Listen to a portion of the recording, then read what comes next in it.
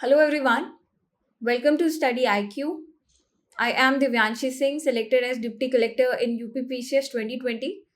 इस लेक्चर में हम देखेंगे जो कल यूपीपीसीएस प्रीलिम्स की परीक्षा हुई तो उसका जो पेपर आया था उसका discussion we will be doing in this lecture. So lecture की शुरुआत करने से पहले मेरा सजेशन होगा उन लोगों के लिए जो भी 80 प्लस क्वेश्चन जिनके नेट में सही हो रहे हैं। 80 प्लस मैं इसलिए कह रही हूँ क्योंकि 2-3 क्वेश्चन इधर उधर हो जाते हैं, right. So you don't know कि आपका पॉजिटिव में जाएगा या नेगेटिव में जाएगा। सो जिनके भी 80 प्लस क्वेश्चंस नेट में सही हो रहे हैं they should be preparing for mains, right. And जिनके नहीं भी हो रहे हैं अल्टीमेटली उन्हें भी तैयारी करनी है। So you should not be wasting more time. अब आप 1-2 दिन ले लीजिए, उसके बाद अपने मेंस की तैयारी करिए।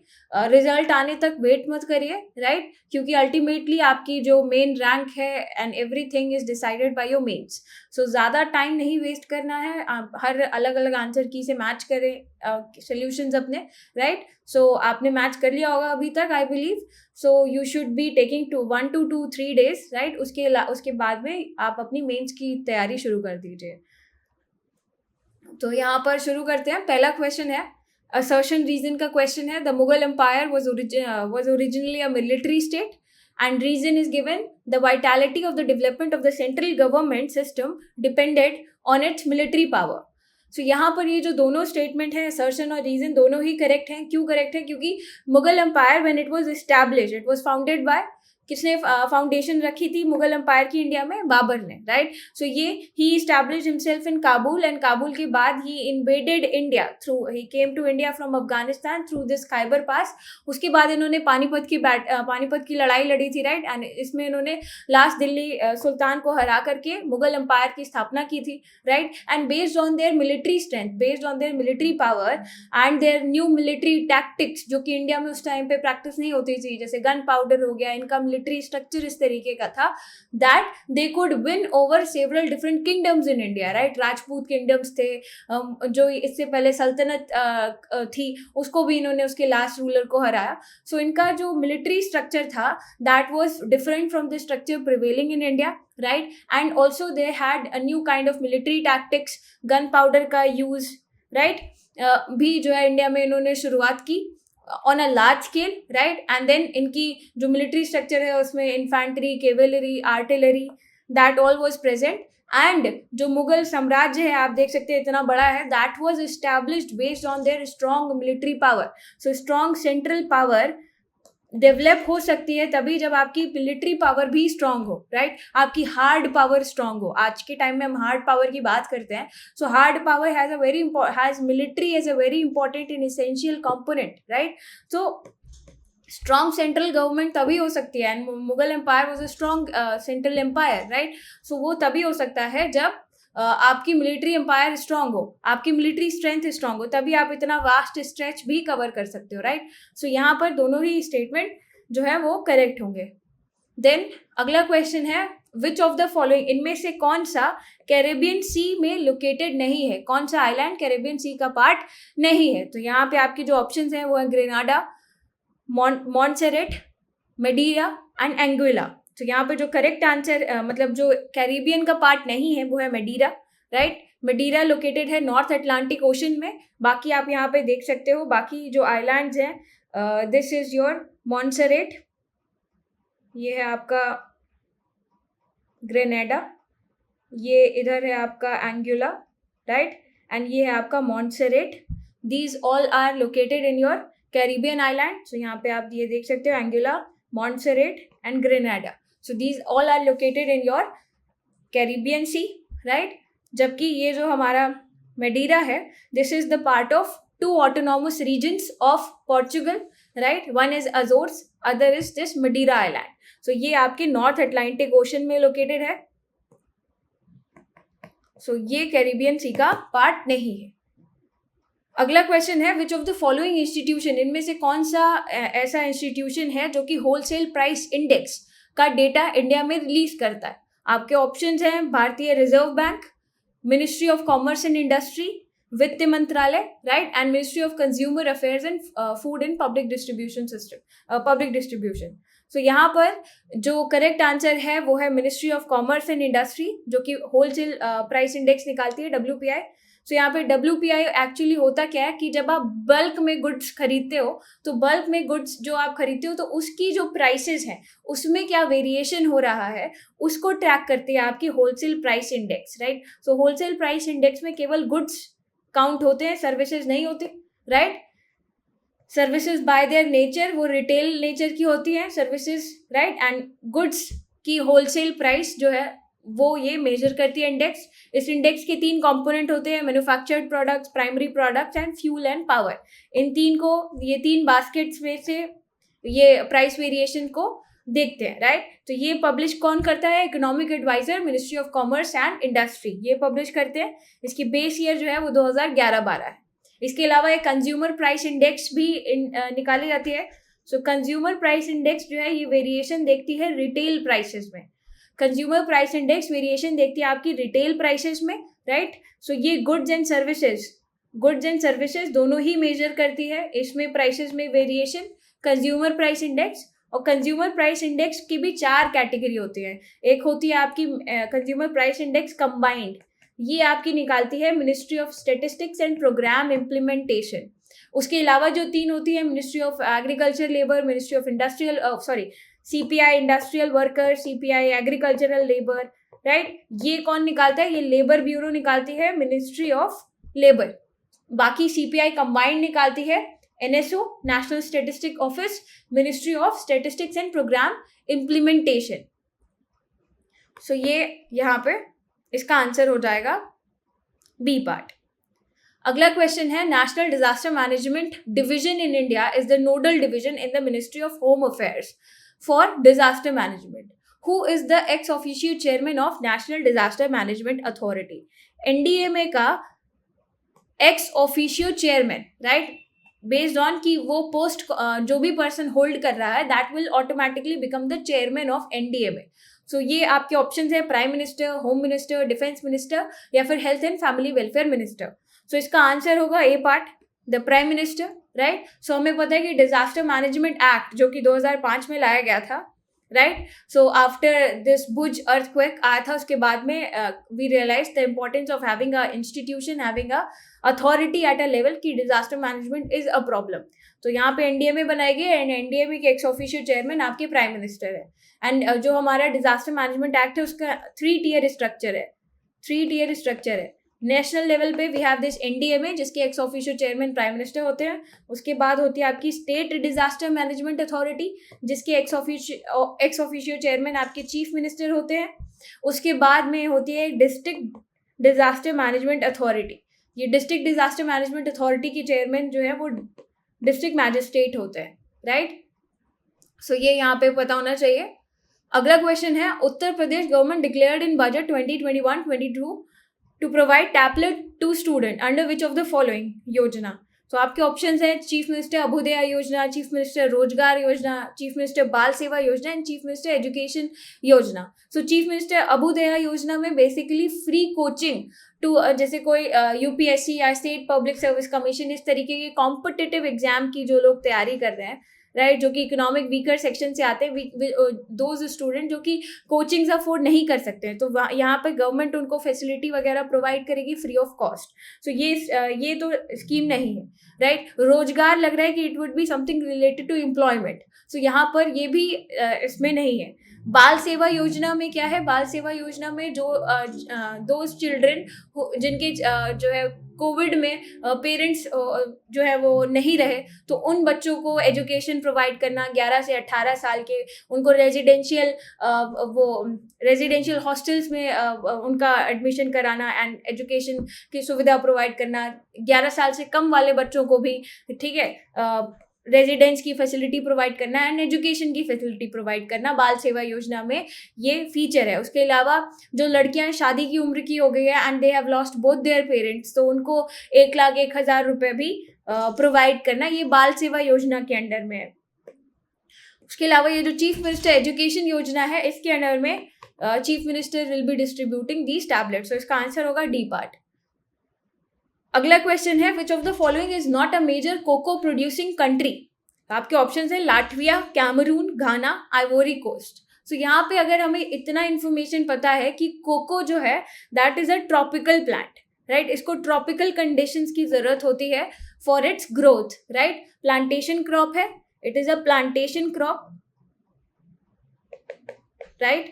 And Britishers, when the Europeans, when they reached the tropical countries, right, so they established plantation state वहां पर,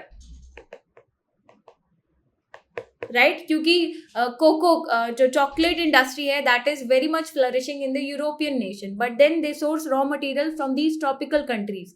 तो इन्होंने यहाँ पे प्लांटेशन स्टेट्स लगाए in many of the African countries for getting this raw material. So यहाँ पर ये जो कैमरून, घाना, आइवोरी कोस्ट है, these are all tropical nations. Where as Latvia आपका यूरोपियन नेशन है, टेम्परेट रीजन में आता है, टेम्परेट क्लाइमेट है यहाँ पे. So if we know the map of Europe, it is something like this. So यहाँ पर आपका कहीं लाटविया आता है, Estonia, Latvia, Lithuania,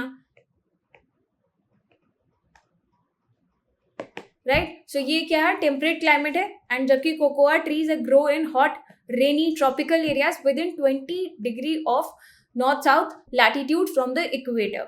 so obviously यहाँ पे लाटविया जो है वो गलत हो जाएगा. तो इसका आंसर हो जाएगा ए part, right. So you can see these are the major coffee producing countries in the world. So majorly Brazil, right, and then here these countries like Ivory Coast, Ghana, Cameroon, they lie here. Then Southeast Asian countries, also southern part of peninsular India. यहाँ पर coffee production, हमें cocoa production जो है वो देखने को मिलता है. Sorry for coffee, it is cocoa production. यहाँ पे लिस्ट भी दी हुई है top 10 cocoa producing countries in the world. ये 2017 का डेटा है, राइट. सो सबसे ज्यादा you can see what all countries are there which are producing cocoa. So यहाँ पर आइवोरी कोस्ट सबसे ज्यादा कोकोआ प्रोड्यूस करती है, देन घाना, फिर Indonesia, then Nigeria, Cameroon, Brazil, Ecuador, Peru, Colombia. These are the top 10 tons wise production यहाँ पे दे रखा है. देन अगला क्वेश्चन है, which of the following articles of the Indian constitution is related to the contingency fund. आपके options है 265, 266, 267, 268. तो यहाँ पे जो करेक्ट आंसर है वो है 267. आप देख सकते हैं 267 में पार्लियामेंट में by law establish a contingency fund in the nature of an interest to be entitled contingency fund of India, right. So ये contingency fund पार्लियामेंट establish करती है under article 267, right. Then article 266 में consolidated fund and public accounts of India and states की बात की है. 265 में ये कहा गया है कि without any authority of law कोई भी अदर पर्सन या इंस्टीट्यूशन टैक्स नहीं इम्पोज कर सकता. Only authority determined by law by right जो है कैन इम्पोज टैक्स. उसके अलावा आर्टिकल 268 में क्या है कि whatever the duties are levied by the union but can be collected and appropriated by the states. तो यहाँ पे जो करेक्ट आंसर होगा वो 267 आर्टिकल होगा. अगला क्वेश्चन है, what is the theme of world youth skill day 2021. आपके ऑप्शंस है young people and skills, skill development and employment, young people and entrepreneurship, and D reimagining youth skills post pandemic. So यहाँ पर we have seen कि after covid most of the reports which are coming they have some element, उनका कोई ना कोई element जो है वो पैंडेमिक से या कोविड से रिलेटेड जरूर होता है, right. So after covid we have seen that many people जो है उनको वोकेशनल एजुकेशन ट्रेनिंग नहीं मिल पाई. many children they actually drop out हो गया from schools. So skill development and training that took a back seat, right. It was badly affected काफी बुरी तरीके से. जो skill development है लोगों का, training है. So post and also new kinds of skills are evolving.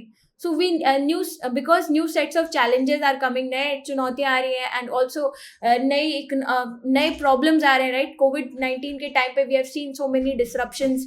So उसके बाद we have to talk about new kinds of skill and how we have to train. So वही यहाँ पे इनका purpose है, reimagining youth skills post pandemic. So you can see here, this is taken from the United Nations website only. So reimagining youth skill post pandemic ये इस साल की theme थी, right. World youth skill day 2021 ये 15 जुलाई को मनाया जाता है. Pay tribute to resilience and creativity of youth through crisis. अगला क्वेश्चन है, at the time of second wave of कोविड-19 pandemic which institute has demonstrated conversion of nitrogen generator into oxygen generator? So यहाँ पे आपके options है IISc Bangalore, IIT Bombay, IIT Madras and IIT Kanpur. So यहाँ पे जो करेक्ट आंसर है वो है IIT बॉम्बे, राइट. सो ये हिंदुस्तान टाइम्स की न्यूज है. IIT Bombay converts existing nitrogen plant into oxygen generators, right? And oxygen generated by IIT Bombay lab was tested and found to be 93 to 96% pure, right? तो इसके हिसाब से यहाँ पे IIT Bombay answer हो जाएगा. अगला क्वेश्चन है, which one of the following causes is responsible for rainfall during winters in north-western part of India? ये क्वेश्चन बार बार यूपीपीसीएस में पूछ लिया जाता है कि north western part of India में बारिश किन कारणों की वजह से होती है, राइट. सो यहाँ पे आपके ऑप्शंस है retreating monsoon, cyclonic depression, western disturbances and south west monsoon. So यहाँ पे हमें पता है कि जो अगर हम साउथ वेस्ट मॉनसून की बात करें तो south west monsoon basically they come from this route, right. And south west monsoon में क्या होता है कि अगर आप जितना ज़्यादा दूर चले जाएंगे कोस्टल एरिया से, राइट, कोस्टल एरिया से डिस्टेंस जितना ज़्यादा इंक्रीज होगा उतना ज़्यादा बारिश जो है वो कम होती जाएगी. सो अगर हम यहाँ पर देखें बारिश का, अगर तो बारिश की डायरेक्शन इस ट्रेंड में कम होती है, राइट. सो अगर हम बात करें साउथ वेस्ट मानसून से नॉर्थ वेस्टर्न पार्ट में बारिश होती है कि नहीं होती है, तो नॉर्थ वेस्टर्न पार्ट में साउथ वेस्ट मानसून से बहुत ही कम या मिनिमल रेनफॉल होती है, right. So we can't say कि majority of the end that is also during summers, क्योंकि साउथ वेस्ट मानसून जो है वो आपको समर्स में मिलती है, राइट. मानसून सीजन जो है वो आपका जून जुलाई में शुरू होता है, मई के बाद जून जुलाई अगस्त. सो यहाँ पे विंटर सीजन की बात हो रही है, तो मानसून तो एब्सोल्युटली यहाँ पे गलत हो गया, right. Retreating monsoon is also, ये आपकी अक्टूबर सितंबर एंड इन अक्टूबर से यही मानसून जो है साउथ वेस्ट मानसून ये रिट्रीट होना चालू हो जाती है. सो इसकी डायरेक्शन भी इसी उसमें चेंज होती है, राइट. जहाँ पे सबसे लेट में पहुँचती है, north western part of India में सबसे लेट में ही मानसून पहुँचती है एंड वहाँ से सबसे पहले विड्रॉल होता है. तो यहाँ पे रिट्रीटिंग मानसून की वजह से भी बारिश नहीं होती है, right. And cyclonic depressions are actually in those areas जहाँ पे लो प्रेशर बनता है, लो प्रेशर बनेगा, जो ट्रॉपिकल साइक्लोन्स आते हैं that come in the Indian ocean, so वो वाटर पे बनते हैं low pressure, and low pressure वो वाटर पे बन के इतने इंटेंस हो जाते हैं कि साइक्लोन्स आते हैं, and those kind of rainfall वो आपको कोस्टल एरिया में देखने को मिलेगी, राइट. सो यहाँ पे आपका जो आंसर बचता है वो क्या है, वो है वेस्टर्न डिस्टर्बेंसेस. क्यों होती है वेस्टर्न डिस्टर्बेंसेस से नॉर्थ वेस्टर्न पार्ट में बारिश? क्योंकि हमें पता है ग्लोबल प्रेशर बेल्ट्स जो है वो शिफ्ट करती है, राइट. वी हैव सीन कि इक्वेटोरियल लो प्रेशर बेल्ट है, सब ट्रॉपिकल हाई प्रेशर बेल्ट है, right, polar low pressure belt है. सो ये जो बेल्ट्स हैं ये सन के नॉर्थ साउथ मूवमेंट से ऊपर नीचे शिफ्ट होती रहती है, right. And during winters we know कि सन जो है that moves towards this tropic of Capricorn south of the equator, right. तो क्या होगा, जो प्रेशर बेल्ट है they will also move towards equator. ये प्रेशर बेल्ट भी आपकी इक्वेटर की तरफ मूव करेंगी. सो जो प्रेशर बेल्ट पहले ऊपर थे वो अब थोड़ा नीचे लेवल पे आ जाएंगी, राइट. सो ये जो वेस्टर्लीज यहाँ पे ऊपर बह रहे थे फ्लो करते हैं थोड़ा नीचे आ जाएंगे, राइट. एंड जो भी टेम्परेट एरियाज में लो प्रेशर बनते हैं, टेम्परेट एरियाज में साइक्लोन्स बनते हैं, लो प्रेशर सेंटर्स बनते हैं. सो ये क्या करती है, ये वेस्टर्लीज हवा अब क्योंकि ये थोड़ा नीचे शिफ्ट हो गए, ये लो प्रेशर्स को सेंटर्स को कैरी करके जो है कैस्पियन सी वाले रूट से इंडिया तक ले आते हैं, right. So you can see this is the Mediterranean, ये कैस्पियन सी है आपका, एंड यहाँ पे वेस्टर्ली हवाएं जो है ये नीचे लेवल पे फ्लो करने लगती हैं, एंड थ्रू दीज वेस्टर्लीज ये लो प्रेशर सेंटर्स जो कि यहाँ पे डेवलप होते हैं they are being carried towards India, and इसलिए ये पूरा north western part of India में बारिश जो होती है वो आपके वेस्टर्न डिस्टर्बेंसेस की वजह से होती है. एंड ये वेस्टर्न डिस्टर्बेंसेस विंटर्स में आते हैं. विंटर्स में क्यों आते हैं, क्योंकि सन का मूवमेंट जो है वो साउथ ऑफ इक्वेटर हुआ होता है, तो उसकी वजह से ग्लोबल प्रेशर बेल्ट्स जो हैं वो शिफ्ट होती हैं टुवर्ड्स साउथ, एंड जिसकी वजह से वेस्टर्लीज के इन्फ्लुएंस में ये हवाएं इंडिया तक आ जाती है, एंड उसकी वजह से बारिश हमें देखने को मिलती है. अगला क्वेश्चन है, fly ash pollution is caused by oil refining, fertiliser industry, thermal power plant, mining. So यहाँ पे हमें पता है फ्लाई ऐश जो है that is produced by the combustion of coal, right. So यहाँ पे थर्मल पावर प्लांट में कोयले का कंबशन होता है, तो उससे क्या होगा, फ्लाई ऐश प्रोड्यूस होती है। सो इसका ऑप्शन क्या हो जाएगा, इसका ऑप्शन हो जाएगा सी पार्ट। तो फ्लाई ऐश क्या है, it is a fine powder, by product है पल्वराइज्ड कोल का इन electric generation power plants, right. तो ये फ्लाई ऐश इस तरीके की दिखती है। ये एक पोजोलान मटेरियल है, right, which is made of calcareous and siliceous material. So इसको हम सीमेंट की तरह से भी यूज कर सकते हैं क्योंकि इसकी भी बाइंडिंग प्रॉपर्टी होती है, राइट। अगला क्वेश्चन है, उत्तर प्रदेश स्वामी विवेकानंद ऐतिहासिक पर्यटन यात्रा योजना वॉज इंट्रोड्यूस्ड बाय, उत्तर प्रदेश सरकार ने इंट्रोड्यूस की थी for the which of the following people for religious travel, यानी रिलीजियस यात्रा के लिए, धार्मिक यात्रा के लिए इनमें से किन कैटेगरी ऑफ पीपल के लिए ये उत्तर प्रदेश सरकार ने ये ऐतिहासिक पर्यटन यात्रा शुरू की है, राइट। तो यहाँ पे आपके ऑप्शन है elderly, women, widows and labourers. तो यहाँ पर ये मजदूरों के लिए ये यात्रा शुरू की गई है। इसमें जो सरकार है वो फाइनेंशियल असिस्टेंस प्रोवाइड करेगी 12,000 तक का, राइट, फॉर रिलीजियस प्लेसेस में जो है ट्रेवल को फॉर द लेबर पीपल जो है उसको बढ़ाने के लिए। So under this scheme financial assistance जो है उत्तर प्रदेश सरकार देगी for religious travel to the labourers, to the workers of UP, right. इसमें फाइनेंशियल असिस्टेंस 12,000 का दिया जाएगा to all the citizen of Uttar Pradesh जो कि फैक्ट्री में काम करते हैं, राइट। और यहाँ पे करीब 6.5 लाख वर्कर जो है वो इसका लाभ उठा पाएंगे। अगला क्वेश्चन है, which of the following reflect back more sunlight as compare to other 3। So यहाँ पर ये एल्बिडो की बात कर रहा है बेसिकली। एल्बिडो क्या होता है, एल्बिडो होता है कि किसी सरफेस पे अगर सोलर रेडिएशन पड़ता है तो वो सरफेस उस सोलर रेडिएशन को कितना ज़्यादा रिफ्लेक्ट बैक कर पा रही है, राइट, दैट इज एल्बिडो। तो यहाँ पे ये पूछ रहा है इनमें से किसका एल्बिडो ज़्यादा है, sand desert, paddy crop land, C land covered with fresh snow and D prairie land. So यहाँ पे आपका ऑप्शन हो जाएगा C part, land covered with fresh snow, ताज़ा बर्फ से ढकी भूमि, राइट। तो यहाँ पे आप देख सकते हो एल्बिडो क्या है, fraction of light that is reflected by body surface.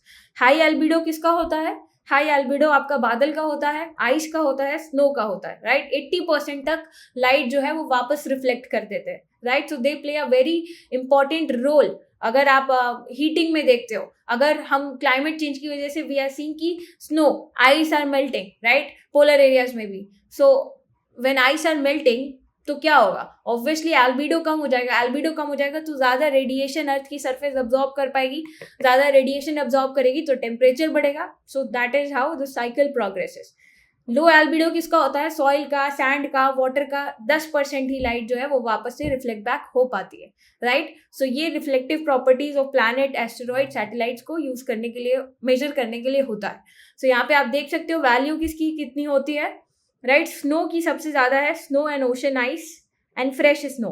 Fresh snow की सबसे ज़्यादा है, देन ओशन आइस की एंड देन स्नो की, राइट। उसके अलावा आप देख सकते हो यहाँ पे सैंड का 0.15 से 0.45 है, राइट। देन एग्रीकल्चरल क्रॉप्स 0.18 से 0.25 है, सैंड हो गया, ग्रीन ग्रास का 0.2 से 0.25 है। सो सबसे ज़्यादा इसमें से स्नो का हो गया, आइस कवर्ड लैंड। अगला क्वेश्चन है, which of the following cities, which one of the following cities, इनमें से कौन से शहरों में पहला, कंट्री का पहला इंडियन इंस्टीट्यूट ऑफ स्किल जो है वो स्टैब्लिश किया गया था, भारतीय कौशल संस्थान स्थापित किया गया था प्रथम। तो यहाँ पे आपके ऑप्शंस है अहमदाबाद, मुंबई, रोहतक, कानपुर। तो सबसे पहला जो भारतीय कौशल संस्थान था वो कानपुर में स्थापित किया गया था 2016 में, राइट। नरेंद्र मोदी जी ने इसकी स्थापना की थी इन कानपुर, राइट। इसके साथ साथ ये भी बोला गया था कि 6 ऐसे और इंस्टीट्यूट भी सेटअप किए जाएंगे, राइट। तो ये स्किल डेवलपमेंट मिनिस्ट्री ने in partnership with institute of technical education Singapore के साथ में यहाँ पे किया था। अगला क्वेश्चन है, the winner of women single title at French open tennis tournament 2021 Barbora is from which of the following countries. आपके ऑप्शंस हैं जेक रिपब्लिक, सर्बिया, क्रोशिया, स्पेन।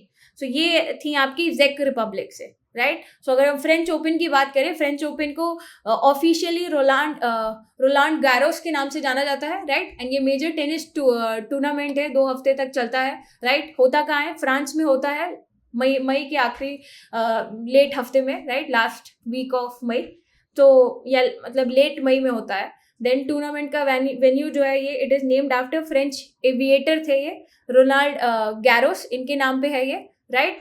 सो ये क्ले कोर्ट चैंपियनशिप है in the world, second of the 4 annual grand slam tournament है। बाकी 3 कौन है? Australian open, Wimbledon and US open, ये 3 होते हैं। इसके अलावा चौथा जो है ये आपका फ्रेंच ओपन होता है, जिसको कि रोलांड गैरोस के नाम से भी जानते हैं, राइट। सो ये बारबोरा ने ये सिंगल्स टाइटल वुमेन में जीता था and she is the first Jake women in 40 years जिनको ये टाइटल मिला है।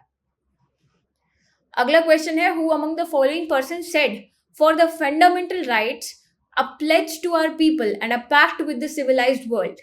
सो ये आपके ऑप्शन यहाँ पे दिए हुए हैं, Pandit Jawaharlal Nehru, Bhimrao Ambedkar, doctor Rajendra Prasad and doctor S Radhakrishnan.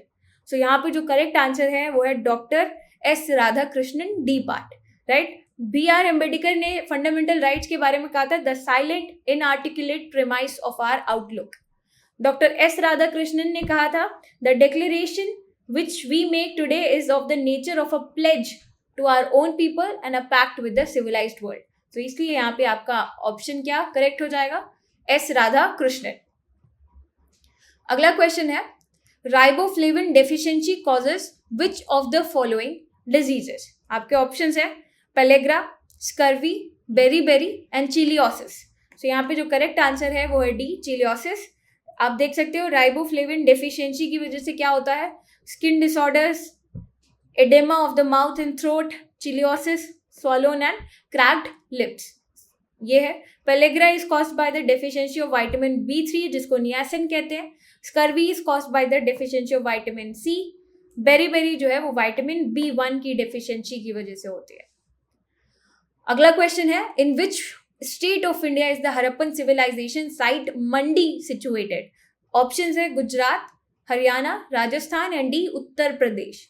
So यहाँ पे जो करेक्ट आंसर है वो है डी, उत्तर प्रदेश। मंडी जो है that is located on the east of Yamuna river, right. And यहाँ पे ये मुजफ्फरनगर डिस्ट्रिक्ट के पास वेस्टर्न यूपी में है एंड यहाँ से hoards of jewellery was discovered, ancient jewellery यहाँ पर मिली थी। तो आप ये देख सकते हो इस तरीके के ज्वेलरी के होर्ड्स यहाँ पर डिस्कवर किए गए थे। सो मंडी जो है वो आपका वेस्ट यूपी में मुजफ्फरनगर डिस्ट्रिक्ट के पास में है। अगला क्वेश्चन है, which of the following is not mosquito borne disease. Options है A dengue fever, B filariasis, C sleeping sickness and D malaria. तो यहाँ पे जो करेक्ट आंसर है वो है C, sleeping sickness. Sleeping sickness जिसको कि हम ह्यूमन अफ्रीकन टाइपैनोसोमियासिस कहते हैं, ये लाइफ थ्रेटनिंग डिसीज है, right. And it is caused by transmitted by सीसी फ्लाई। सो ये फ्लाई से होता है, मॉस्किटो से नहीं होता है। डेंगू फीवर जबकि एडिस मॉस्किटो से होता है, एडिस इजिप्शी, ये प्राइमरी वेक्टर है। फिलारियासिस का जो प्राइमरी वेक्टर मॉस्किटो है वो है क्यूलेक्स मॉस्किटो एंड मलेरिया जो है वो एन्यूफिलिस मॉस्किटो से होता है। सो बाकी 3 मॉस्किटो से होते हैं, स्लीपिंग सिकनेस जो है वो फ्लाई से होता है। अगला क्वेश्चन है, which of the following state has the lowest density of population as per census of 2011। Option है A Himachal Pradesh, B Arunachal, C west Bengal, D Mizoram. So यहाँ पे जो करेक्ट आंसर है वो है बी अरुणाचल प्रदेश। यहाँ पॉपुलेशन डेंसिटी काफी कम है। सो population density is number of people per unit square kilometre, people पर किलोमीटर स्क्वायर। सो अरुणाचल प्रदेश में केवल 17 है, ये 2011 सेंसस का डेटा है। हिमाचल प्रदेश में 123 है, मिजोरम में 52 है एंड वेस्ट बंगाल में 1028 है। तो इसलिए इसका आंसर बी पार्ट हो जाएगा। अगला क्वेश्चन है, बॉट्यूलिज्म इज, ऑप्शंस है A foodborne infection, B foodborne intoxication, C waterborne infection and D waterborne intoxication. So यहाँ पे जो करेक्ट आंसर होगा, बॉट्यूलिज्म क्या है, it is a rare serious illness है that transmits through food contact with contaminated soil और through open wound, right. So botulism क्या है, it is a basically food borne infection हो जाता है, sorry it is a food borne intoxicant, right, food borne intoxicant, क्योंकि यहाँ पे it is written botulism is a rare serious illness, botulism poisoning. So क्या है ये, फूड बॉर्न इंटॉक्सिकेंट है। सो इसलिए इसका आंसर क्या होगा, बी पार्ट। देन अगला क्वेश्चन है, which constitution amendment act reduce the voting age from 21 years to 18 years. आपके ऑप्शन है 66th अमेंडमेंट, 62, 61, 63। तो यहाँ करेक्ट आंसर होगा 61st अमेंडमेंट। अगला क्वेश्चन है, with reference to the radioactivity which of the following statements are correct. Radioactivity nuclear property है। Second statement कह रहा है, hydrogen bomb is prepared on the principle of nuclear fission. So यहाँ पर जो पहला statement है वो है correct, right. Radioactivity nuclear property ही होती है, और hydrogen bomb it is based on the principle of nuclear fusion. Fission नहीं होता है यहाँ पे, राइट। यही फ्यूजन रिएक्शन जो है आपके सन में भी होती है, right. So same based on that same principle, hydrogen bomb में आप न्यूक्लियर फ्यूजन रिएक्शन कराते हो, फिजन नहीं। सो इसका ऑप्शन ए ओनली हो जाएगा, right. So you can see here, radio activity is the process by which a nucleus जो है अनस्टेबल एटम का, it loses energy by emitting ionising radiation, right. So it is a nuclear property. Unstable atom का जो nucleus है वो energy emit करता है in the form of ionising radiation, right. जबकि अगर हम हाइड्रोजन बॉम्ब की बात करें तो इसमें थर्मोन्यूक्लियर रिएक्शंस होती हैं which are known as nuclear fusion reaction. अगला क्वेश्चन है, with reference to NTPC unit at Singrauli which of the following statement is और आर करेक्ट। पहला स्टेटमेंट है, it is situated in northern part of Chhattisgarh state. And second statement है, it is NTPC's oldest unit. So अगर यहाँ पर आप इतना आपको पता है कि सिंगरौली जो है यूपी एमपी बॉर्डर पे लाई करता है, राइट, एमपी में है बेसिकली। सो यहाँ पे आप ये तो एलिमिनेट कर सकते हो कि छत्तीसगढ़ स्टेट में नहीं। सो आपका फर्स्ट ऑप्शन तो गलत हो गया, सो ओनली वन तो गया एंड बोथ 1 and 2 भी गया। अब आपको 50-50 पे तो आप आ जाओगे, राइट। अब यहाँ पे ये पता होना चाहिए कि एनटीपीसी का ओल्डेस्ट यूनिट है, तो यहाँ yes it is NTPC oldest unit, तो इसका ऑप्शन हो जाएगा बी। सो यहाँ पे आप ये देख सकते हो, एनटीपीसी के प्लांट्स हैं, nuclear power plant and these are thermal power plant. So Singrauli में थर्मल पावर प्लांट लोकेटेड है and it is on UP MP border.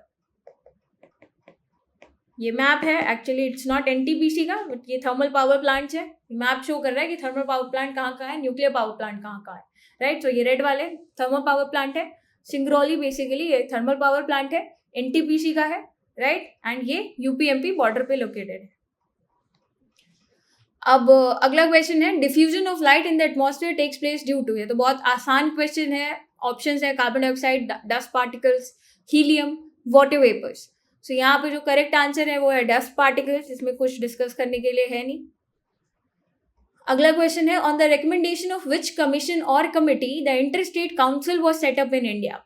So Inter State Council आपके ऑप्शन है, A Punchhi commission, B Rajamannar committee, C Kothari committee, D Sarkaria commission. So यहाँ पे जो Kothari committee थी वो basically education के लिए बनाई गई थी, यूजीसी सेटअप करना है इसने बोला था, राइट। सो कोठारी कमेटी तो गलत हो गया। राजामनार कमेटी सेंटर स्टेट रिलेशन के लिए ही थी, पुंची कमीशन भी सेंटर स्टेट रिलेशन के लिए थी, सरकारिया कमीशन भी सेंटर स्टेट रिलेशन के लिए थी। बट पुंची कमीशन 2010 में आई थी, बट इंटर स्टेट कमीशन तो तब पहले से है। तो यहाँ पे ये तो गलत हो गया। तो हमारे पास 50-50 बचा, बी एंड डी। तो यहाँ पे जो करेक्ट आंसर होगा वो है Sarkaria commission, right. Sarkaria commission will be the correct answer. Then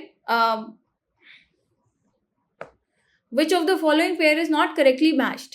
आपके ऑप्शन है, ए विटामिन ए ऑरेंज में होता है, विटामिन सी लेमन में होता है, vitamin D code liver oil में होता है, विटामिन B6 राइस ब्रान में होता है। So vitamin B6 rice bran में मिलता है। कॉड लिवर ऑयल ये बेसिकली एक आपका मरीन सोर्स है and it is a rich source for vitamin D. So ये भी स्टेटमेंट सही है। विटामिन सी लेमन में होता है, सबको पता है, राइट। ऑरेंज में भी सबसे ज्यादा मात्रा में विटामिन सी होता है, राइट। उसके अलावा जो ऑरेंज में प्रेजेंट होता है that is pro vitamin A. इसमें प्रो विटामिन ए प्रेजेंट होता है, बीटा कैरोटीन प्रेजेंट होता है, right. That is actually converted into vitamin A by the body. So यहाँ पे बीटा कैरोटीन प्रेजेंट होता है विच इम्पार्ट्स की इसमें ये जो ऑरेंज पिगमेंट है वो एक्चुअली इसकी वजह से आता है। बट इसमें जो है आपका एग्जैक्टली वाइटामिन ए प्रेजेंट नहीं होता, that is converted into vitamin A. Provitamin A जो होते हैं वो कन्वर्ट होते हैं into vitamin A by certain processes. So आप यहाँ पर ये लगा लो कि यहाँ पे हाँ, इसमें वाइटामिन ए में जो कंपोनेंट्स की जरूरत होती है, कई तरीके के बीटा कैरोटीन्स होते हैं, राइट, उनकी, तो वो इसमें प्रेजेंट होता है, बट एग्जैक्टली वाइटामिन ए नहीं होता है। That these beta carotenes can be processed into vitamin A. So यहाँ पे ये जो है इनकरेक्ट होगा। अगला क्वेश्चन है, Statue of Peace is located in which state of India? So यहाँ आपके ऑप्शन है, A Madhya Pradesh, B Rajasthan, C Gujarat and D Himachal Pradesh. So जो करेक्ट आंसर है वो है बी राजस्थान। कई लोग यहाँ पे कंफ्यूज हो गए, स्टैच्यू ऑफ पीस को कंफ्यूज कर लिया होगा स्टैच्यू ऑफ यूनिटी से। स्टैच्यू ऑफ यूनिटी गुजरात में है, स्टैच्यू ऑफ पीस जो है ये राजस्थान में बनाया गया है, राइट। सो मोदी जी ने इनॉग्रेट किया था statue of piece in Rajasthan, right, on the birth anniversary of 151st birth anniversary of Jain monk Acharya Shri Vijay Vallabh Sureshwar ji Maharaj, right. तो यहाँ पे ऑप्शन क्या हो गया, राजस्थान हो गया। एंड इसके बाद ये यूनिटी, स्टैच्यू ऑफ यूनिटी आपका यहाँ पे है गुजरात में। उसके अलावा लॉर्ड राम का भी स्टैच्यू बनाया जा रहा है। सो दैट वो कहाँ है, लॉर्ड राम का स्टैच्यू कहाँ है, it is in Ayodhya. Then अगला क्वेश्चन है, पीएम वानी योजना is related to, it is actually वानी, WANI है। सो यहाँ पे आपके ऑप्शन है, ए censorship in print and digital media, B development of लोक संगीत, सी audio visual release of Lok Sabha and D availability of wifi in public spaces. तो यहाँ पे जो बाकी ऑप्शन है ना वो थोड़ा देख के लग भी नहीं रहा है, राइट। आप censorship in print and digital media, ऐसा तो कुछ गवर्नमेंट ने किया नहीं है, राइट। डेवलपमेंट ऑफ लोक संगीत, हाँ ये हो सकता है, बट ये भी नहीं है। इसका जो करेक्ट आंसर है वो वाईफाई इन पब्लिक स्पेसेस। अगर इनमें से देखो तो सबसे ऑब्वियस स्टेटमेंट तो यही लग रहा है, राइट। अगर किसी को नहीं पता है और तुक्का मारना है तो उस केस में, राइट। सो इसका जो करेक्ट आंसर है वो डी, पीएम वानी। इसकी फुल फॉर्म है prime minister wifi access network interface scheme, right. It large scale deployment करना है वाईफाई हॉटस्पॉट का, right, throughout the country to drive up connectivity बढ़ानी है, डिजिटल कनेक्टिविटी। जो प्राइम मिनिस्टर का मोटिव है डिजिटल इंडिया अभियान, right. So digital India mission जो है सक्सेसफुल तभी होगा ना जब वाईफाई की सुविधा आप हर जगह पे अवेलेबल कराओगे। तो उसी का इंफ्रास्ट्रक्चर को डिप्लॉय करना है, उसी के लिए जो है ये स्कीम लॉन्च की गई है। अगला क्वेश्चन है, the symbol eco mark is related to which of the following?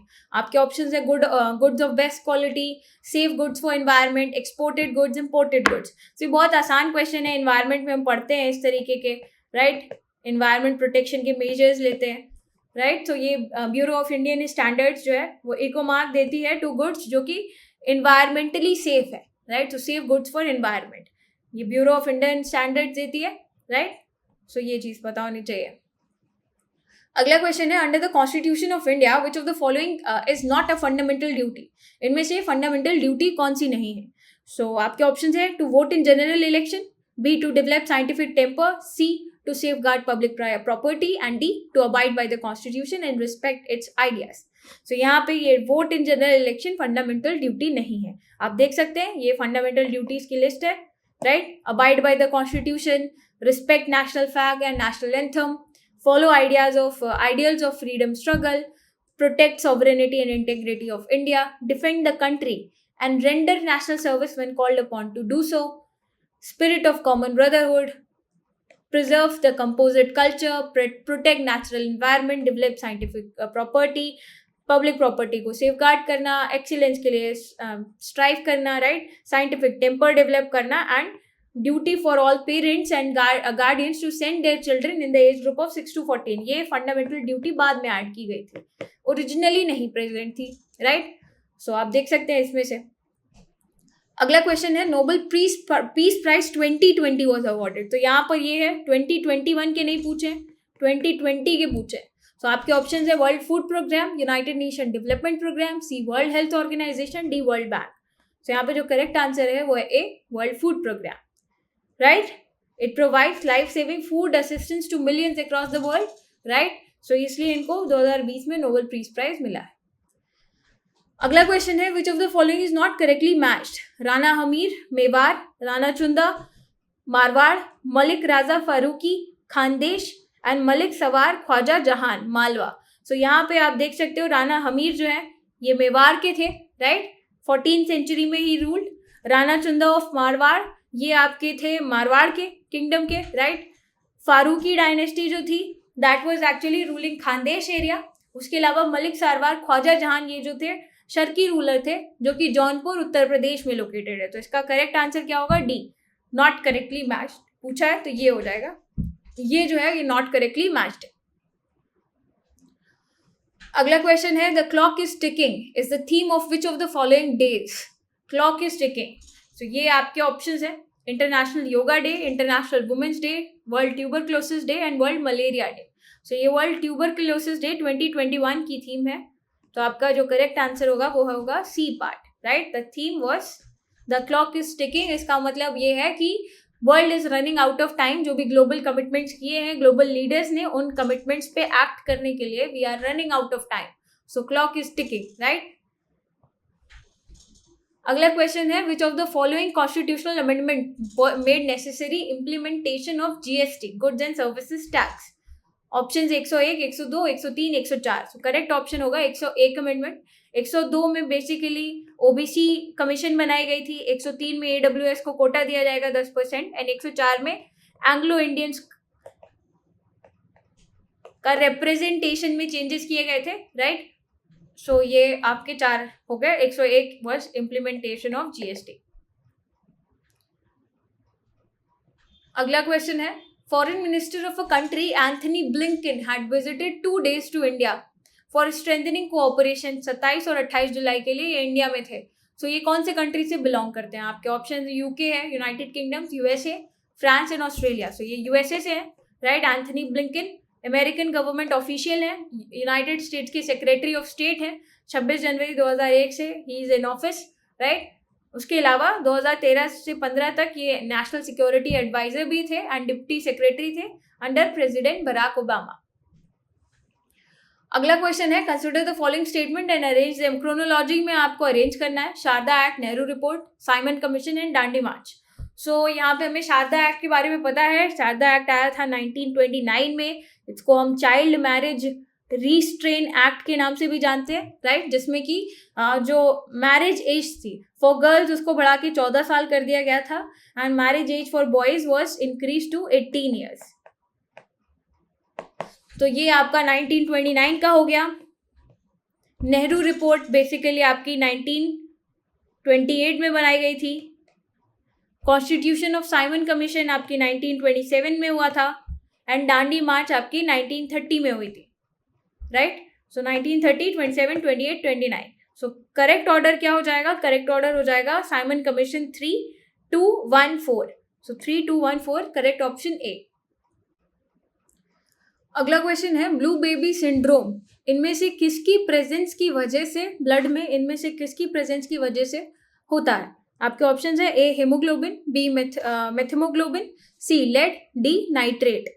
तो यहाँ पे हेमोग्लोबिन तो ऑब्वियसली ब्लड में होता है, तो ए तो एनीवे एब्सर्ड स्टेटमेंट है, एब्सर्ड ऑप्शन है। तो यहाँ पे नाइट्रेट की प्रेजेंस की वजह से ब्लू बेबी सिंड्रोम होता है, जिसमें ब्लड में जो है वो आपके हीमोग्लोबिन कम होने लग जाता है ब्लड में। उसकी वजह से जो बेबी का ब्लड है दैट वो बॉडी है that actually turns blue, right. Skin जो है वो नीली पड़ जाती है। सो यहाँ पे क्या होता है, नाइट्रेट की प्रेजेंस से ब्लड में हीमोग्लोबिन कम होने लग जाता है, इसलिए बेबी की स्किन जो है वो नीली पड़ने लगती है, राइट। सो ये ब्लू बेबी सिंड्रोम इन्फेंट्स में जो है कॉमन।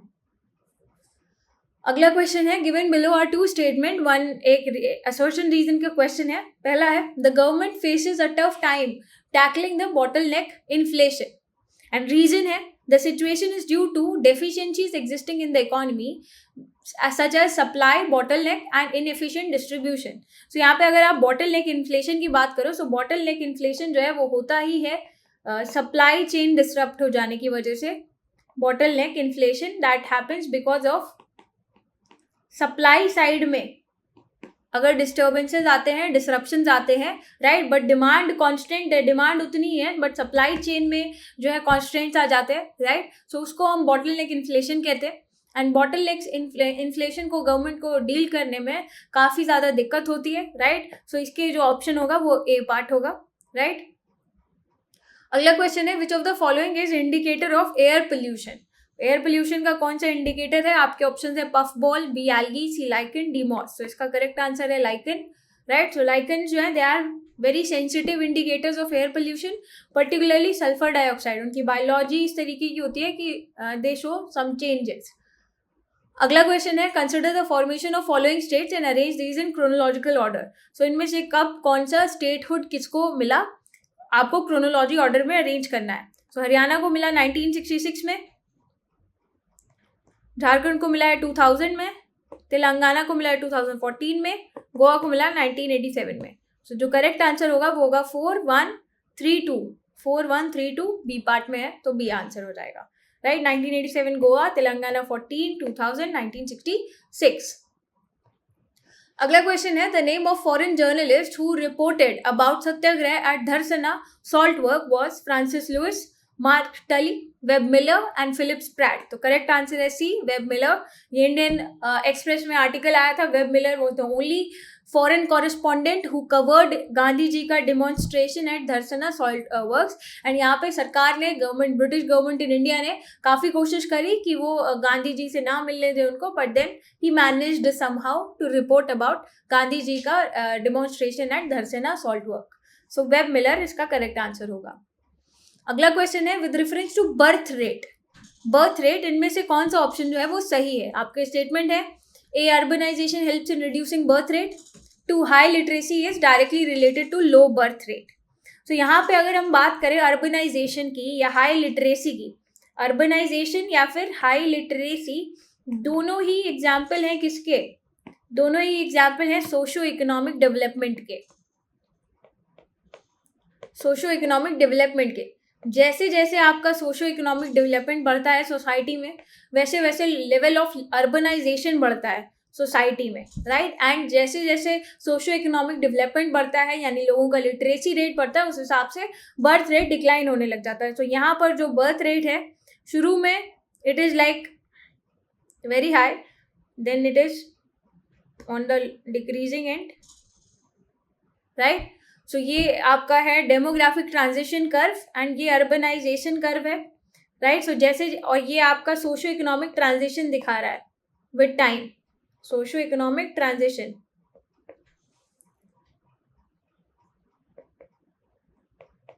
राइट। तो ये टाइम में आपका सोशो इकोनॉमिक ट्रांजिशन हो रहा है, यानी सोशल लेवल बढ़ रहे हैं, इकोनॉमिक लेवल बढ़ रहे हैं, लिटरेसी बढ़ रही है। जैसे जैसे लिटरेसी बढ़ रही है, people are getting more aware कि ज़्यादा बच्चे करने से क्या नुकसान होता है, रिसोर्सेज डिस्ट्रीब्यूट नहीं हो पाते हैं, एंड देन पॉवर्टी वगैरह रहती है। सो लोगों का लेवल ऑफ डेवलपमेंट बढ़ता है, so they postpone their decisions of having babies and birth rate फिर डिक्लाइन होने लगता है। पहले पोस्टपोन करते हैं, बाद में दे ऑल्सो जो है they are not interested in having so many children, and with that levels of economic development, social development, urbanization भी बढ़ता है। सो अगर हम बात करें, यहाँ पे दो उल्टी साइड से लिखा है, राइट। सोशल इकोनॉमिक डेवलपमेंट के दो इंडिकेटर्स दे रखे हैं, सो ऑब्वियसली बर्थ रेट दोनों के ही बढ़ने से कम होगा, right. So urbanization helps in reducing birth rate. अगर आप यहाँ पे वेस्टर्न कंट्रीज में जाओ, so there urbanization is very high and we know कि वहाँ बर्थ रेट क्या है, राइट। उसके अलावा अगर आप रूरल और अर्बन एरियाज को भी कंपेयर करो, सो अर्बन एरियाज में बर्थ रेट कम होता है, रूरल एरियाज में बर्थ रेट ज़्यादा होता है, right. And then high literacy और लो लिटरेसी में भी कंपेयर करो, सो हाई लिटरेट लोग जो होते हैं दे आर, जैसे आप वेस्टर्न कंट्रीज में चले जाओ तो वहाँ पर लिटरेसी रेट्स क्या है, literacy rates are very high, so वहाँ पे आपको बर्थ रेट लो मिलेंगे। आप इंडिया में केरला में चले जाओ, केरला में literacy rate it is one among the highest, so वहाँ पे भी आपको बर्थ रेट कम मिलेंगे, राइट। तो इस एनालॉजी से हम यहाँ पे सी पार्ट के साथ जा सकते हैं, both 1 and 2 are correct. Then अगला क्वेश्चन है with reference to Uttar Pradesh population control stabilization and welfare bill. अभी उत्तर प्रदेश की जो पॉपुलेशन पॉलिसी है 2021 में, इसके हिसाब से कौन सा फॉलोइंग करेक्ट? पहला स्टेटमेंट है the bill aims to bring the birth rate down to 2.1 per thousand population by 2026।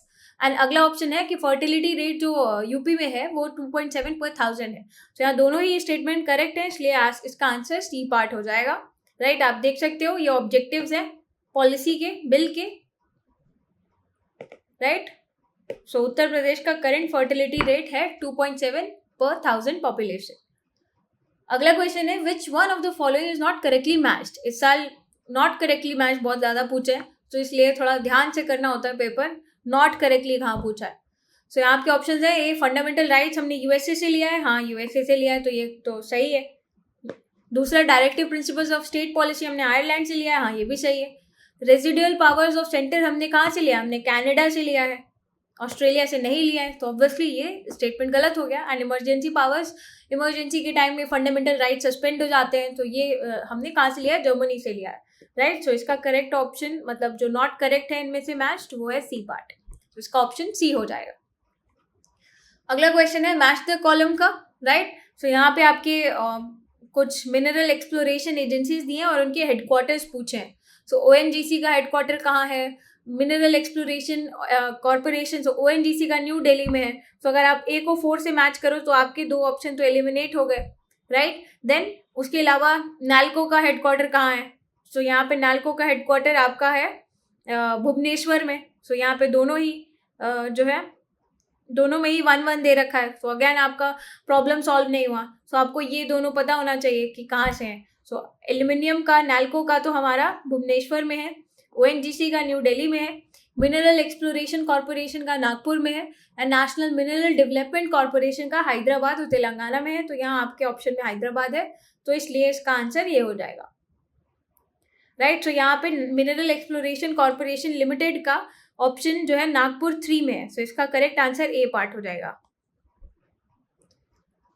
Then अगला क्वेश्चन है with reference to G7 summit held in June 2021, G7 summit, तो G7 संगठन में कौन कौन से 7 कंट्रीज हैं, आपको ये भी पता होना चाहिए कि जैसे यूएसए है, कनाडा है, यूके है, फ्रांस है, जर्मनी है, इटली है, right. So these are some of the members of G7 countries, right. So G7 की अभी जो समिट हुई थी उसका चेयर जो था वो यूनाइटेड किंगडम था, तो पहला स्टेटमेंट तो करेक्ट है।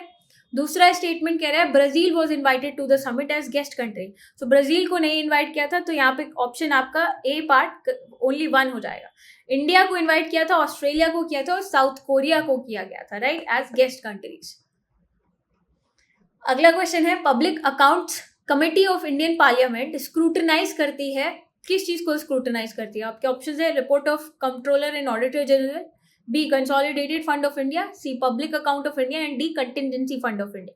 सो यहाँ पे जो करेक्ट आंसर है वो है A Controller and Auditor General, यानी कैग की जो रिपोर्ट्स होती हैं उसको ऑडिट करती है आपकी पब्लिक अकाउंट कमेटी, राइट। उसके अलावा ये पब्लिक एक्सपेंडिचर वगैरह जो है उसको स्क्रूटनाइज करती है कि क्या हो रहा है, कितना हो रहा है एंड ऑल दैट। सो ये कैग की रिपोर्ट को स्क्रूटनी करती है, तो ए पार्ट इसका करेक्ट होगा। अगला क्वेश्चन है which one of the following is known as acceleration state in urbanisation curve, option है A first, B second, third stage, fourth stage. तो इसका करेक्ट ऑप्शन है सेकेंड स्टेज। ये है आपका अर्बनाइजेशन कर्व, राइट। तो ये इनिशियल स्टेज है जब तक आप 30% तक पहुंचते हो, राइट। जैसे कि इंडिया में अभी 31% पॉपुलेशन जो है वो अर्बन एरिया में रहती है, 69% रूरल एरिया में रहती है, right. So we are currently अभी हम इनिशियल स्टेज हमने जस्ट क्रॉस किया है। अब ये एक्सेलरेशन स्टेज होती है, एंड जब आप 70% तक, मतलब 70% पॉपुलेशन आपकी अर्बन एरिया में रह रही होती है, उसके बाद पहुंचते हो, तो that is the stabilization stage, right. So many of the countries जैसे यूएसए है, यूरोपियन कंट्रीज हैं, they are in this particular stage.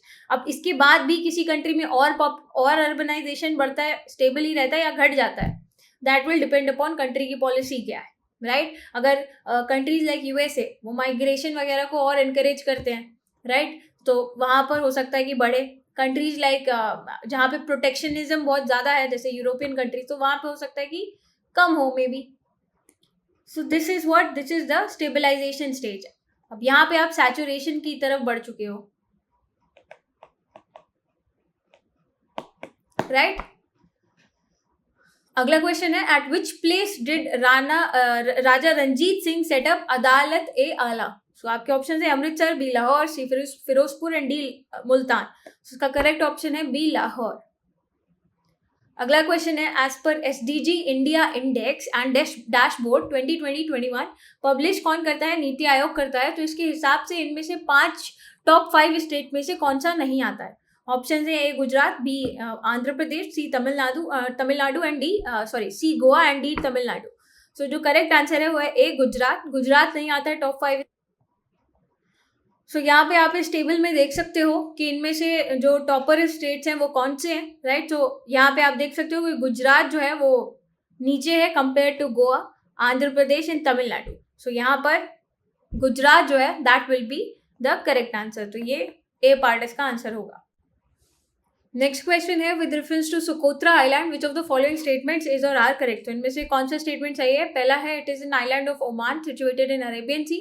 दूसरा स्टेटमेंट कह रहा है it is designated as a world natural heritage site by UNESCO in 2008। तो यहाँ पर ये थोड़ा डिफिकल्ट क्वेश्चन है क्योंकि पहले आपको ये पता हो कि ये ओमान का पार्ट नहीं है, ये येमेन का पार्ट है, राइट। तो यही थोड़ा ऑब्सक्योर सा फैक्ट है अगर किसी को पता हो तो, राइट। सो अगर आप ये भी पता है तो भी आप 50-50 पे आओगे। उसके बाद आपको ये पता होना चाहिए कि ये यूनेस्को ने इसको वर्ल्ड नेचुरल हेरिटेज साइट भी डिक्लेयर किया हुआ है। अगर आपको ये भी पता है तो आपको ये पता होना चाहिए कि कब डिक्लेयर किया है कब नहीं किया है। तो यहाँ पे हो सकता है कंफ्यूजन हो जाए। सो हाँ, ये 2008 में डिक्लेयर किया था। तो ये सेकंड ऑप्शन तो सही है, पहला स्टेटमेंट गलत है। तो इसका करेक्ट ऑप्शन क्या होगा? 2 only, right. So it is located in, यहाँ पे आप देख सकते हो ये पोजिशन है सोकोत्रा आइलैंड, राइट। अरेबियन, आपके अरेबियन सी में लोकेटेड है ये, right, between the Guardafui channel and the Arabian sea. It is the largest of the 4 islands in the Socotra archipelago and it is one of the important shipping routes पे lie करता है। Officially किसका part है? Yemen का part है, right. अगला question है which of the following is not the eligibility criteria before filling registration application forms for Uttar Pradesh Mukhyamantri Swarozgar योजना। तो यहाँ पर इस बार क्वेश्चन योजना से भी जो आए हैं वो काफी डिटेल में पूछे, आपको सारे प्रोविजन लगभग पता होने चाहिए, राइट। तो यहाँ पे जो करेक्ट पूछ रहा है कि एज ग्रुप फ्रॉम 18 से 40 साल होना चाहिए अगर आपको मुख्यमंत्री स्वरोजगार योजना में एलिजिबल होना है। मिनिमम हाई स्कूल पास सर्टिफिकेट होना चाहिए, should not be registered in any central government or state government स्वरोजगार योजना and be citizen of any state of India।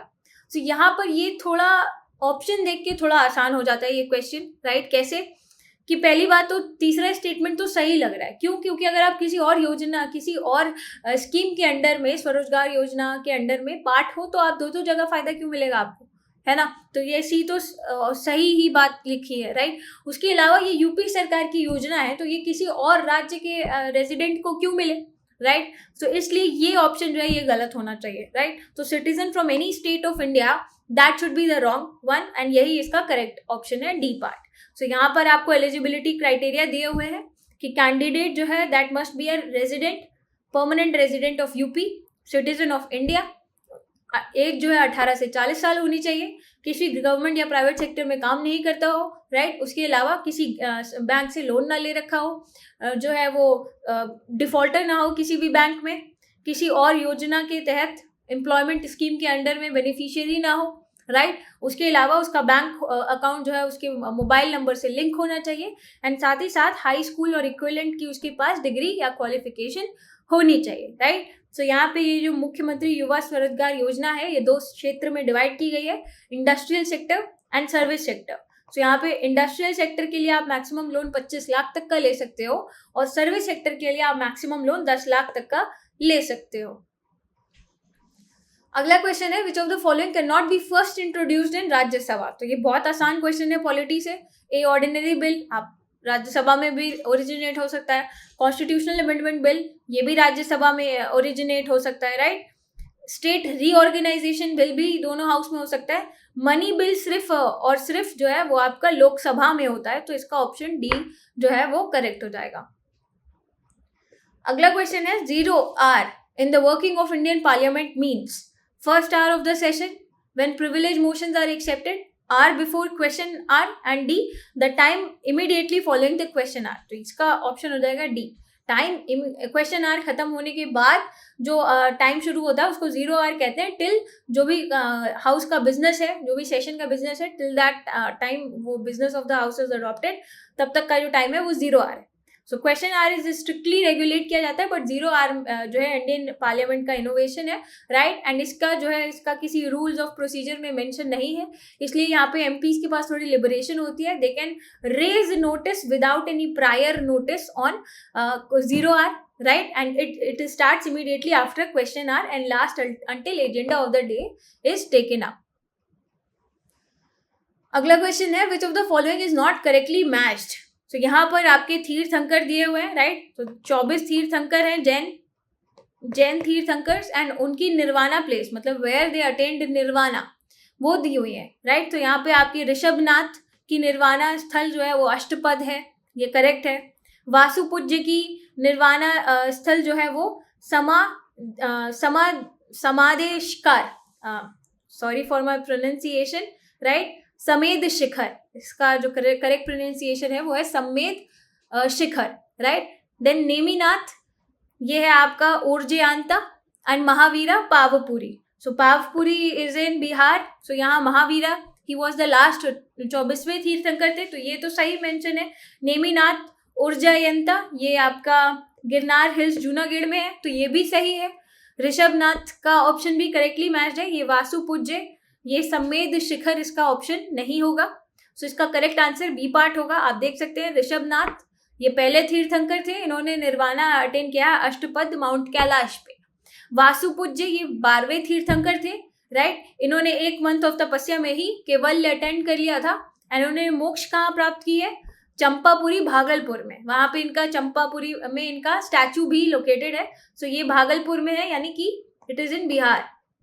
Neminath ये 22वें तीर्थंकर थे, इन्होंने निर्वाणा गिरनार हिल्स पे अटेन किया है, 5th पीक उर्जयंत पर्वत नियर जूनागढ़। सो ये हो गया। और महावीर ये 24वें तीर्थंकर थे और इन्होंने निर्वाणा पावपुरी बिहार में अटेन किए। तो इसका करेक्ट आंसर क्या होगा? वासुपूज्य, यानी कि बी पार्ट। ये यहाँ पे जो समेद शिखर लिखा है ये गलत है। अगला क्वेश्चन है, who among the following has been appointed as the first women treasury secretary in United States of America?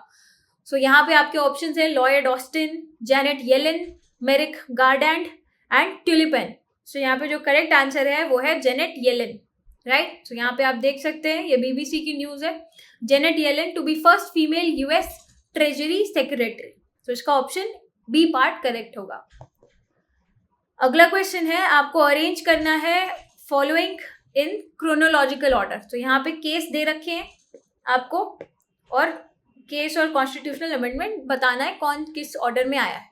So Golaknath case 1967 में है। केशव आनंदा भारती केस आपका जो है 1973 में है। 24th constitutional amendment 1971 and 42nd amendment act 1976 में है। सो यहाँ पे जो करेक्ट ऑर्डर होगा, गोलकनाथ केस में बेसिकली सुप्रीम कोर्ट ने कहा था कि parliament can not amend fundamental rights. Parliament जो है वो फंडामेंटल राइट अमेंड नहीं कर सकती। उसी के रेपरकशन में हमने देखा कि पार्लियामेंट ने 24th कॉन्स्टिट्यूशनल अमेंडमेंट एक्ट जो है वो किया, एंड जिसके अंडर में ये बोला गया कि पार्लियामेंट जो है वो can amend anything in the constitution.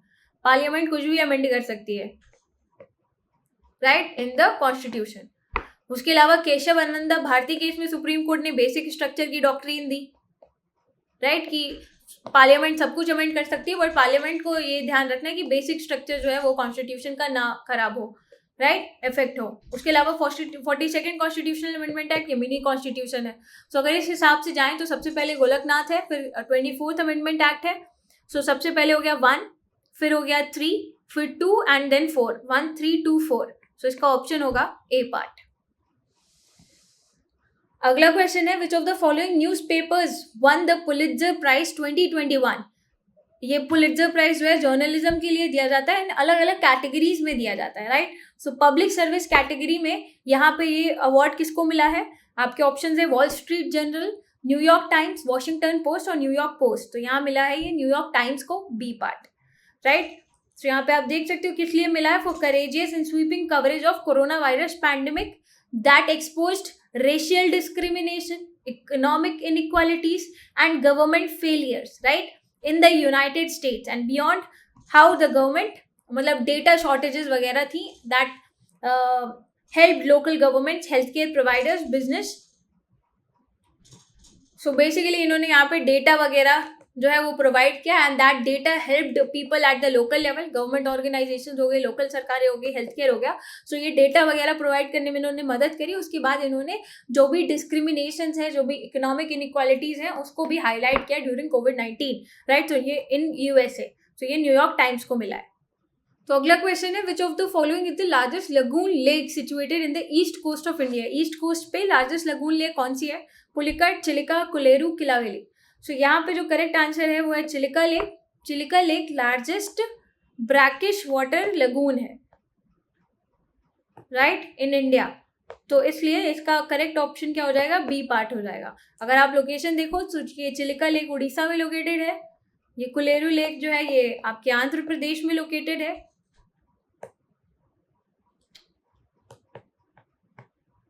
ये पुलिकट तमिलनाडु में लोकेटेड है एंड ये कलिवेली भी आपकी तमिलनाडु में ही लोकेटेड है, राइट। सो ये सारी ही, ये तीन जो है Chilika, Pulicat and Kaliveli, these are all the brackish water saline है। कुलेरू लेक ये जो है ये आपकी फ्रेश वाटर लेक है, राइट। नाउ अगला क्वेश्चन है, which Indian naval ship participated in exercise cutlass express 2021। So ये आपका ऑप्शन INS विक्रांत है, INS मगर है, INS तलवार and INS Vikramaditya. So correct option है INS तलवार, राइट। ये जो आपकी कल्ट एक्सरसाइज है ये एनुअली होती है, मैरीटाइम एक्सरसाइज है जिसमें कि नेवीज पार्टिसिपेट करती है in the East African and West Indian Ocean region की, राइट। सो INS तलवार जो है ये लीड शिप है तलवार क्लास फ्रिगेट का, you can see this, it has participated and ये East African and West Indian Ocean countries जो है ये पार्टिसिपेट करते हैं इसमें, राइट। अगला क्वेश्चन है, nitrogen is an essential constituent of, is not. यहाँ पे नॉट है मतलब नाइट्रोजन इनमें से किसका एसेंशियल कॉन्स्टिट्यूएंट नहीं है। आपके ऑप्शन है chlorophyll, DNA, RNA, carbohydrate. So ये क्लोरोफिल, DNA, RNA सबका इंपॉर्टेंट कॉन्स्टिट्यूएंट है nitrogen, but carbohydrate it's mainly made of carbon and hydrogen. So ये इसका करेक्ट आंसर क्या होगा, D होगा, राइट। तो carbohydrate is a biomolecule consisting of carbon, hydrogen and oxygen atoms. अगला question है, which of the following word is not mentioned in the preamble of the constitution of India. यानी preamble में कौन सा word जो है आपका मेंशन नहीं। आपके ऑप्शन है A sovereign, B democratic, C secular and D federal. तो यहाँ पे जो करेक्ट आंसर है वो है D फेडरल। आप देख सकते हैं ये कॉन्स्टिट्यूशन है, इसमें आपको सॉवरेन मिलेगा, सोशलिस्ट मिलेगा, सेक्युलर मिलेगा, डेमोक्रेटिक मिलेगा, रिपब्लिक मिलेगा, उसके अलावा जस्टिस, लिबर्टी, इक्वालिटी, फ्रेटर्निटी मिलेगा, बट इसमें फेडरल कहीं पे भी मेंशन नहीं है, राइट। तो इसलिए आपका D पार्ट करेक्ट आंसर होगा इसमें। देन अगला क्वेश्चन है, the book Fawaid ul Fuad is the record of conversation of Sheikh Nizamuddin Auliya की जो बातें हैं उसका रिकॉर्ड आपको इस किताब में मिलेगा, फवैद उल फवाद। तो ये कॉन्वर्जेशन उनकी कंपाइल किसने की थी। आपके ऑप्शंस हैं अमीर Hasan Sijzi, B Amir Khusro, C Ziauddin Barani and D Hasan Nizami. तो यहाँ पे जो करेक्ट आंसर है वो है A आमिर हसन सिजी। तो ये आप देख सकते हैं, ये बुक अमेजोन पे अवेलेबल है, राइट। सो इसमें आप यहाँ पे clearly mention it is a book by author Khwaja Amir Hasan Ala Sijzi, right. So ये करेक्ट आंसर इसका हो जाएगा, A पार्ट। देन अगला क्वेश्चन है, in which of the following years environment protection act pass by government of India.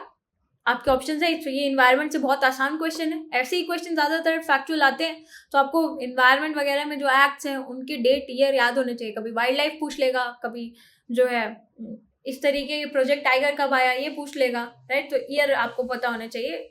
आपके ऑप्शन 82, 1990, 1992, 1986। तो correct answer क्या है, B पार्ट, 1986। अगला क्वेश्चन है, which among the following is not a major factor of economic growth, right. So यहाँ पे आर्थिक विकास की इनमें से कौन सा जो है इंपॉर्टेंट कारण नहीं है। आपके ऑप्शन है A accumulation of capital and reforms in technology, B change in population, C division of labour in specialised activities and D technocrats and bureaucrats.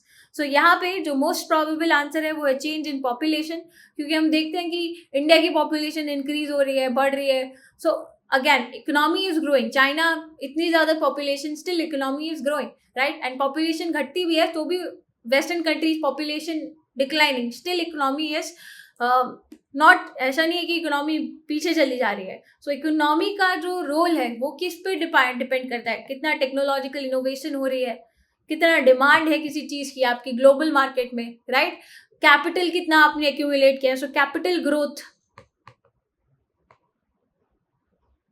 Right, that is important. Technology is important. उसके बाद जैसे economic growth होती है तो अलग अलग field में specialisation होने लगता है। जैसे कि अगर हम बात करें वेस्टर्न कंट्रीज में, so they are specialised in defence products production, right. तो वहाँ पर लेबर फोर्स का भी स्पेशलाइजेशन होने लगता है। जो नॉन स्पेशलाइज्ड चीज़ें रहती हैं दे आर एक्चुअली आपको डेवलपिंग कंट्रीज में मिलेंगी कि नॉन स्पेशलाइज्ड प्रोडक्शन में लेबर इन्वॉल्व है, राइट। बट जैसे जैसे इकोनॉमिक ग्रोथ होती है division of labour into specialized activity होने लगता है, right. And then technocrats and technocrats do the inventions, right. So they are very important economic growth के लिए. And bureaucrats, अगर हम देखेंगे रेगुलेटरी कोलेस्ट्रॉल ज्यादा हो, अगर रेगुलेटरी कोलेस्ट्रॉल ज्यादा होगा यानी कि ब्यूरोक्रेटिक हस्तक्षेप ज्यादा हो, सो इकोनॉमिक ग्रोथ नहीं हो पाएगा, राइट? आपको कोई अप्रूवल चाहिए, क्लियरेंसेस चाहिए, आपको एक क्लियरेंस लेने के लिए मान लो 1 साल लग गया, तो ऑब्वियसली आप इकोनॉमिक एक्टिविटी नहीं कर सकते ना उस टाइम पे। सो ब्यूरोक्रेट्स कितना एफिशिएंटली काम कर रहे हैं, टेक्नोक्रेट्स कितना बढ़िया इकोनॉमिक इनोवेशन कर रहे हैं, कितना रेगुलरली इनोवेशन हो रहा है, IPR फाइल हो रहे हैं, राइट? उतना इकोनॉमिक ग्रोथ जो है किसी भी कंट्री की बढ़ेगी। सो यहाँ पे चेंज इन पॉपुलेशन जो है वो करेक्ट आंसर होना चाहिए, बी पार्ट। देन अगला क्वेश्चन है Ringelmann scale is used to measure density of, ये तो पूरा फैक्चुअल क्वेश्चन है, पता है तो पता है, नहीं तो नहीं पता है। सो आपके ऑप्शन है ए स्मोक, बी पोल्यूटेड वाटर, सी फॉग, डी नॉइस। सो इसका करेक्ट आंसर है स्मोक। स्मोक की डेंसिटी को मेजर करने के लिए रिंगलमैन स्केल का यूज किया जाता है। देन अगला क्वेश्चन है in the context of Indian history which of the following are correct regarding Vaikom Satyagraha, right? तो आपके ऑप्शंस है, स्टेटमेंट्स है, it was a satyagraha against untouchability and caste discrimination. दूसरा ऑप्शन है महात्मा गांधी ने पार्टिसिपेट किया था सत्याग्रह में। तो यहाँ पे दोनों ही ऑप्शन करेक्ट है, तो इसका आंसर हो जाएगा बी, बोथ 1 and 2, राइट? तो वायाकॉम सत्याग्रह 1924-25 में शुरू किया गया था इन अर्स्टवाइल ट्रावेनकोर, जो कि अब केरला का हिस्सा है। This campaign, this satyagraha was against untouchability और जो कास्ट डिस्क्रिमिनेशन किया जाता है by upper caste towards lower caste. And यहाँ पर गांधी जी जो है he went to Kerala during this time, right? And इन्होंने इंटरवीन किया, उसके बाद जो है ये एजिटेशन जो है वो खत्म हुआ और एक कॉम्प्रोमाइज, एक समझौता हुआ, राइट? देन अगला क्वेश्चन है fruits stored in cold chamber. Cold chamber में अगर आप फलों को स्टोर करते हो तो वो उनकी लॉन्गर लाइफ होती है, उनकी स्टोरेज लाइफ, उनकी शेल्फ लाइफ बढ़ जाती है, तो ऐसा क्यों? ऑप्शंस है exposure to sunlight is prevented, B concentration of CO2 in environment is increased, C rate of respiration is decreased and D there is increase in humidity. So यहाँ पर जो करेक्ट आंसर होगा वो होगा rate of respiration is decreased. Respiration कम होगा तो obviously यहाँ पे ऑक्सीडेशन नहीं होगा, ऑक्सीडेशन देर में होगा, जितना देर में ऑक्सीडेशन होगा उतना देर में वो चीज खराब होगी, राइट? हम देखते हैं ऑक्सीडेशन जल्दी होता है, उसी वजह से तो सड़ जाती हैं चीजें, राइट? तो रेस्पिरेशन कम होगा तो ऑक्सीडेशन देर में होगा, तो ऑक्सीडेशन देर में होगा तो उसकी स्टोरेज लाइफ बढ़ जाएगी। तो इसका करेक्ट आंसर क्या होगा? C part. देन अगला क्वेश्चन है who originally propounded theory of 3 stages of social development. 3 stages social development की, इनमें से किसने दी थी? A Karl Marx, B Talcott Parsons, C Herbert Spencer and D Auguste Comte. So यहाँ पे ऑप्शन है आपका डी ऑगस्ट कॉम्टे सही है, right? This was the book the law of 3 stages, it was developed by August Comte, right? इन्होंने 3 stages की बात की थी in the development of science. पहली है थियोलॉजिकल स्टेज, दूसरी है मेटाफिजिकल स्टेज एंड तीसरी है पॉजिटिव स्टेज। थियोलॉजिकल स्टेज में आप रिलीजन में बिलीव रखते हो, रिलीजियस आइडियाज की बात करते हो। मेटाफिजिकल स्टेज में आप आके बात करने लगते हो कॉज एंड इफेक्ट की, right? Cause effect, questions of identity, questions of being, इस तरीके के क्वेश्चंस पे आप ज्यादा ध्यान देते हो, कॉज इफेक्ट रिलेशन पे ज्यादा ध्यान देते हो, राइट? एंड विद टाइम जब आप तीसरी स्टेज में आते हो, पॉजिटिविज्म की स्टेज, तो यहाँ पर आप लॉजिक, राइट, लॉजिक रीजनिंग पे जो है आगे डेवलपमेंट होता है, साइंस इस पे बेस्ड होती है, राइट? तो ये जो फिलॉसफी है ये ऑगस्ट कॉम्टे की फिलॉसफी है, he was very much supporter of positivism, right? Then अगला क्वेश्चन है which of the following particles has zero charge. Option है A positron, B neutrino, C electron and D alpha particle. तो यहाँ पे neutrinos जो होते हैं they are very small, right? बहुत स्मॉल और बहुत हल्के होते हैं, जिसकी वजह से इनका मास ऑलमोस्ट नेग्लिजिबल होता है। ऐसा नहीं है कि बिल्कुल नहीं, बट बहुत नेग्लिजिबल मास है। And they don't have any charge at all, right? So they don't have any charge, right? Though they belong to the fundamental particles वाले जो कैटेगरी है उसमें बिलोंग करते हैं, लाइक द इलेक्ट्रॉन, बट इनमें कोई charge नहीं होता। And these are the lightest of all the सब, जितने भी सब एटॉमिक पार्टिकल्स हैं जिनका मास है उनमें से सबसे लाइटेस्ट पार्टिकल है ये न्यूट्रिनोज। अगला क्वेश्चन है in February 2021 Ngozi Okonjo appointed as first women director general of WTO। पहली महिला डायरेक्टर जनरल बनी है ये WTO की। सो ये कौन से कंट्री से बिलोंग करती हैं? आपके ऑप्शन है A Nigeria, B South Africa, C Kenya and D Ethiopia. So ये बिलोंग करती हैं नाइजीरिया से, ए पार्ट, राइट? तो यहाँ पे आप देख सकते हो WTO की साइड है Ngozi Okonjo, she was made the first women director general of WTO and she belongs to Nigeria, right? So यहाँ पे correct answer क्या है? A part. अगला क्वेश्चन है which of the following is not correctly matched, इनमें से सही correctly matched कौन सा नहीं है। तो यहाँ पे आप देख सकते हो international centre for research on agro forestry है, कहाँ लोकेटेड है, ये नैरोबी में लोकेटेड है, अफ्रीकन कंट्री है। हाँ, ये स्टेटमेंट सही है।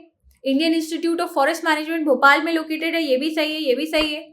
Central agro forestry research institution Banda में नहीं लोकेटेड है, टाटा एनर्जी ये न्यू दिल्ली में लोकेटेड है। तो इसका करेक्ट आंसर होगा सी, क्योंकि यहाँ पे नॉट पूछा है, राइट। देन अगला क्वेश्चन है in which year the book poverty and un British rule in India was publish. तो ये दादा भाई नरोजी ने पब्लिश की थी, right, and it was talking about the drain theory. It was talking about the home charges. It was talking about how Britishers are exploiting Indians, right, and the Indian economy. So ये book publish की गई थी 1901 AD में। तो इसका correct option हो जाएगा B. सो ये था पहले 75 क्वेश्चंस का discussion. This was part 1 of this discussion. इसके आगे के जो क्वेश्चंस है वो हम अगली वीडियो में डिस्कस करेंगे, right. So this was it. Thank you.